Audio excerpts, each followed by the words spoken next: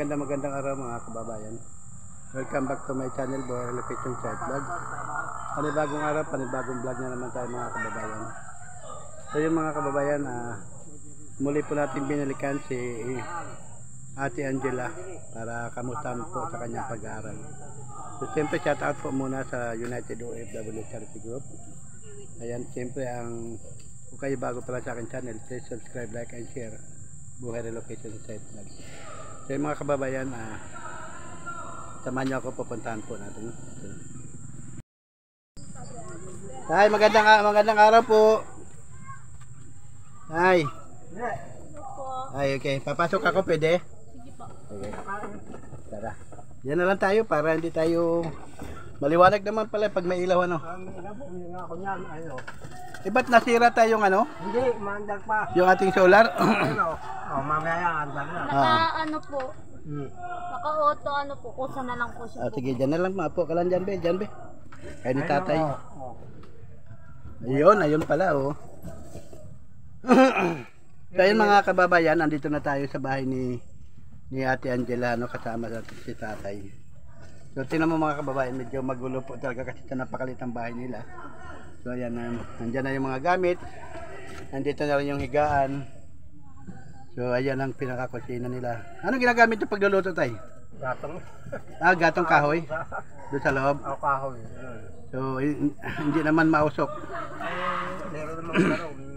Pwede niya rin. Kasi pagkalamsahan ako ng umaga, hanggang hapon na. Oo.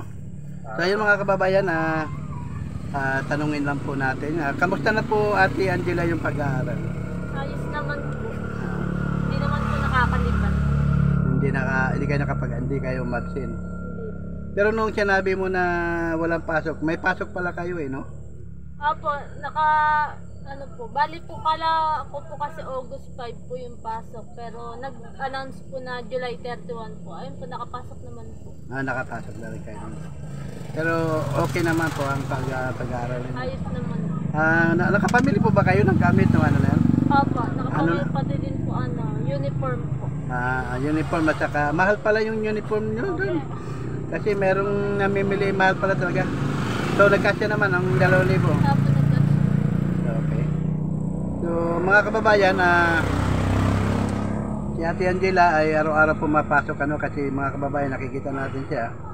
Ako kasi dito lang din naman ako lumalabas tayo, dito ako bumibiyahe. So ngayon, nakita kita Ate Angela, naglalakad po kayo. Bakit po kayo naglalakad? Ano po?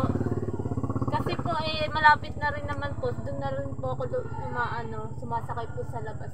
Sa labas na lang kayo sumasakay. Tapos magmula sa labas papasok, lalakarin nyo na lang. Magkano pa masaya ng tricycle? Sa tricycle hanggang Fisheries po, 15 po. 15, di okay na pala yun. Kasi kung sasakay pa kayo rito, sayang naman, malapit lang din naman, lakarin na lang. Sayang pamahan. Sayang. Pambili ng ulam, pambili ng pagkain niya. So, kamusta naman po Ate Angela nung kayo po ay pag Sabado at Linggo balita ko pumasok daw kayo sa trabaho. Opo, bali po nung Biyernes po, nung gabi po, dapat po ang pasok ko pa po nung umaga po ng Sabado, tapos po nag-chat po kasi yung amo namin, kailangan daw po ng tao. So ayun po, nung gabi na po na yun, nung Biyernes po ng hapon, bumiyahin na po ako dun, tas nung gabi po. Pumasok ka na ng gabi. Pumasok ka rin sa araw. Opo, bali po. Ilang araw pinasok mo? 3 po. 3 araw. Magkano naging sahod mo? 900 po. 900. So nung pag-uwi mo nung linggo ka ba umuwi dito? Ano po, doon na rin po ako natulog kasi ginabiran po ako nung bali po, may dala na po ako nung uniform, tas diretso na rin po sa school. Ganun. Diretso na kayo sa school. Opo. Ibig sabihin galing kayo sa work mo, Opo. tapos doon ka na natulog kasi gabi na, dito ka na kayo sa eskwelahan. Umabot naman kayo sa eskwelahan yung maaga naman kayo. Opo, maaga naman po. Maaga kayo pumasok. So okay naman ang ninyo, pasok ninyo. So yun nga, ang mga kababayan, si Ate Angela pala ay pumapasok pa rin ng Sabado at Linggo. Biyernes pala ng gabi, lumuluwas na kayo para sa gabi makapasok na kayo. Sayang din naman ikaw, 300, kahit gabi 300 din ang bayad. Opo. Di sa Sabado papasok kayo ulit. Pag po may chat po, Ano, kung meron lang kulang ng tao, pasok kayo. Pero pagka araw nang may pasok, huwag kayo muna magtrabaho. opo, hindi Hmm. nga po. Kaya- Alam naman po nila yun. Pagka Sabado at Linggo lang. O kaya wala kang pasok, kaya yan pwede yun, ano. Mahirap po kasi umabsent ngayon eh. Dami pong hahabulin. Oo, ganun. Kasi oras na ano, siyempre maraming maraming project pa yun, ano. Sa ngayon kamusta naman ang pag-aaral o kayang-kaya naman. Kaya natin Angela, kaya kami din narito, siyempre kamustahin ka namin. Pangalawa may ubos na bigas mo tayo? Hindi pa naman. Meron tayong bigas? Kasi minsan, ako lang mag-isa. Kung minsan Oo. ko, medyo tipid konti. Oo. Minsan doon siya kumakain. Bili na lang pagkain. Akin ang bigas, dali mo rito, saka yung grocery natin. Bumili ako tayong binili ko corned beef, meatloaf, at saka yung tuna. Ayan natin, at saka noodles. Yan, may mano na rin ako kasi yung mga sardinas, ano na lang sardinas ng ano ko kasi puro sardinas na lang, di ba? Ayan, tingnan po natin. Corned beef yan, tuna. Corned beef, corned beef, tuna, tapos noodles, saka ano nga tawag nito, meatloaf. Meatloaf po. Ayan, kasi ito ano naman to, ito corned beef ano. So ayan, para pang almusal po 'yon. Kahit gigisahin mo na lang 'yan. Pwede na 'yon, tapos bigas tayo ano. So ayan, siguro mga 1 linggo nyo na naman may dalawa 'yan. Matipid naman kami dito kahit paano. Konti lang kasama sa gabi. So ayun pala, kamusta naman po? Siyempre mayroon pa ba kayong may pera pa kayo na pamasahin nyo araw-araw? Meron pa May naman. panggastos pa kayo. Kasi sabi mo nga nagtatrabaho ka ano. Sayang naman kung magtatrabaho ka pa ng ano na salip na papahinga ka na trabaho ka pa. Kaya mo naman. Kaya naman po. Parang pumayat kayo Ano, Kata. puyat din po. Puyat magdamag wala kayong tulog. Opo. Kasi po ano po, yung tindahan po na yun sa bypass po siya, tatlong tindahan po siya. Kaya minsan po kinukulang po sa tao.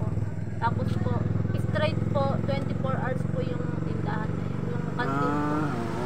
Wala akong trabaho eh. Hindi gawa kami doon. Wala na kami gawa eh. Oo nga. Doon ako gumagawa sana eh. Wala kami tatakal. Wala pang tatak ngayon tay. Bibilag lang ako. Ay ano lang ginagawa mo ngayon? Wala, andyan lang. Nagtatanim-tanim ng gulay. No, yun lang. Ala ka doon. Kakasa na lang namin yun. So ganun yan palang ano, tatay pa nagtatanim ng gulay. Gawa, Binibenta mo naman ang gulay tay. kay Ka Charles. Ayun. Yung gulay mo daw. Binibenta mo ba yung mga gulay mo para kumita ka rin? Kumisan nahihingi, kumisan naman may kumukuha, kumisan nagbibigay, 5 piso, 10 piso. Ano?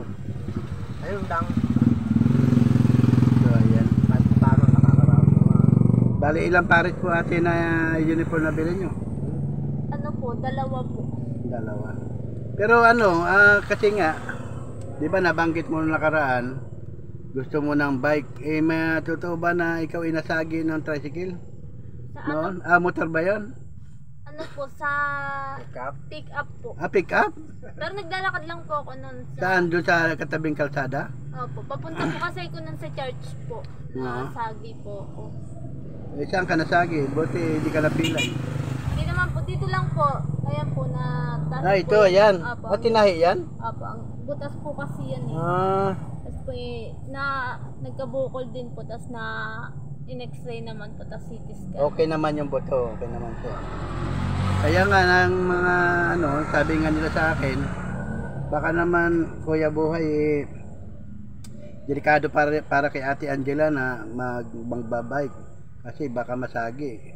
Pero hindi naman masyadong masasakyan diyan, di ba? Hindi naman po. So yun nga, actually pinapatanong na nga nila sa akin kung pinakakamusta ka na kung sa pag-aaral mo. So mamaya nga malaan nila to kasi i-upload ko to, mapapanood nila. So ayun mga kababayan, si Ate Angela po ay nasagi pala ng sasakyan ng pick up naglalakad. Malayo bang church dito sa inyo? Simbahan? Dati po dyan lang po, pero nalipat po sa Bulacan. Bulacan? Gano'n? Hindi paano namamasay pa kayo pag nagsimba Opo, kayo ron? sa jeep po. Sa jeep. Eh, magkano pamasay hanggang doon? 15 lang naman po. 15, balikan 30. Opo. Eh, ikaw lang, si tatay hindi na nagsisimba. Hindi na po siya.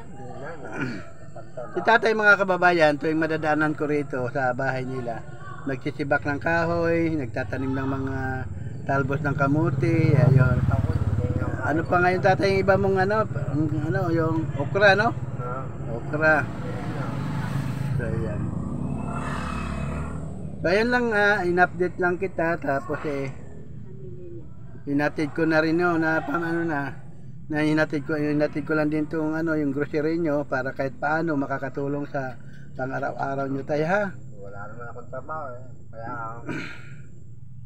isikap lang namin na makapag-aral ito. Para at least kahit paano kung nakatapo. Kailangan mag-aral lang na mabuti, Ate Angela, para pag ikay makapagtapos na, edi ikaw naman ang tutulong sa tatay mo. Sa ngayon naman, wala talagang hanap buhay tatay mo. Kaya mga kababayan, pakita ko lang, yun lang yung pinakabahay nila. So ayan. Ay, medyo magulo talaga kasi napakaliit lang ito. Ayan, kaya pag higaan, kainan, lutuan, ganun ang sitwasyon nila dito. Sila dito. Pero ayun nga mga kababayan, ako siyempre papasalamat din ako sa United OFW Charity Group na sila po ang laging sumusuporta sa akin pagbablog. Lalo natin lang na sa ngayon hindi ko pa alam ang nila, pero ang alam ko pinag-usapan nila yung pagsusuporta nila sa pag-aaral mo. Parang buwan-buwan magbibigay sila. So yun, kaya gusto rin nilang malaman, no? So ngayon ang nga nila na parang ang bike daw madaling bilhin. Ang problema nga lang yung kaligtasan mo ang iniisip nila. Kaya mas gusto nilang mamasahe ka, kung magkano man ang pamasahe mo, naman nila yon, bibigay nila. So ngayon yun nga, sabi nga ni Ma'am Nate, si Doc Nas na parang gusto niyang magbigay din siya ng allowance para hindi na po kayo magtatrabaho. Siyempre 900, kung 2 araw lang pasok nyo, 600 lang mo doon. Siyempre pamasayaan mo rin yon. Para ako makatutok sa pag-aaral, gusto niya daw. Gusto niya mag-aral tayo, Kahit paano. Sana makatapos ka sa Kahit dito, kasi wala na akong trabaho. Binibigyan ko sa akin yung allowance konti. Para at least meron maraming pera. Sabi ko pala pinapay. Kasi lang ako yung... So ayan lang ate ha, maraming salamat ha. Thank you po. Sige, salamat. So ayan mga kababayan, maraming salamat po. Ayan si Ate Angela at si Tatay Dani. Yun nga, nabalitaan nga natin na si Ate Angela pala ay nasagi ng pick-up, naglalakad sa gilid ng kalsada, kaya medyo ang paa niya hindi naman kayo pilay-pilay ngayon maglakad. Hindi po ako. Pero nung po, isang buwan din po ako hindi nakapasok. Isang buwan ka nang hindi nakapasok nung na-aksidente kayo. So yun nga, isa sa dahilan mga kababayan, tama naman po sinabi ninyo na siguro wag na bisikleta ang bilhin kasi madali naman bilhin bisikleta, magkano lang naman yan, sabi nga nila. Kaya lang ang kaligtasan nga nila, ang kaligtasan mo ang iniisip nila. So yun, siyempre ako ay nagpapasalamat din sa lahat ng mga nag-sponsor, ang United OFW Charity Group. Ayan, maraming salamat po sa inyo. At napakalaking tulong po ito para kay Ate Angela sa kanyang pag-aaral. At nakita naman po natin si Ate Angela na masipag po mag-aaral sa ngayon sa pamamagitan po ninyo, sa tulong nyo. Pero ganun pa man, si Ate Angela ay pumapasok ng Sabado at Linggo kasi sayang din naman pambaon, panggasto sa loob nila ng isang linggo. Kasi talagang pinagkakasya po nila yun, ang 600 na kinikita niya 2 araw sa loob ng linggo. Ngayon ang ginagawa nila niya mga kababayan para makatipid, naglalakad na lang para siya makatipid din, siyempre pangkain na rin yun at pambaon sa school. Sa school ba, nagmimirinda po ba kayo? Opo. Bukod pa po dun yung sa lunch po. Doon na kayo kumakain ng lunch. Opo. Hindi na kayo Sa nagbaba ng kantin. kanin. Project. Magkano naman ang nyo ng lunch sa kantin? 70 po. Ganyan din Isang po. kain yun. Opo. Okay. Project. Minsan may project. Kanin na po yung tas ulam. Na kanin saka ulam. Meron pala dong parang budget meal. Opo. Hindi naman only rice. Hindi. Sige. So ayan, maraming salamat po mga kababayan. Muli, thank you so much po sa United OFW Charity Group na lagi pong sumusuporta sa akin channel, sa akin pagbablog, ay kayo po sumusuporta. Sana po ang dalangin ko lang po sana na basta kung ano po ang kaya ng United OFW Charity ay maitulong kay Ate Angela, ay isa dapat yan ay maging daan na para kayo makapagtapos sa inyong pag-aaral. Ate Angela. So ayun na po, siyempre kung kayo ay bago pa lang sa akin channel, please subscribe, like and share Buhay Relocation Site Vlog. At siyempre ang mga United OFW Charity po na may mga channel din na ipa-plus ko lang po sa screen at makikita nyo po yun, pwede nyo pong panurin, i-share para sa ganun ay mas marami pa sila natutulungan na mga dito sa Philippines na higit na nangailangan po ng tulong. So ayan, maraming salamat po. At muli, thank you so much sa United OFW Charity Group. Bye bye na po. Thank you po. Thank you.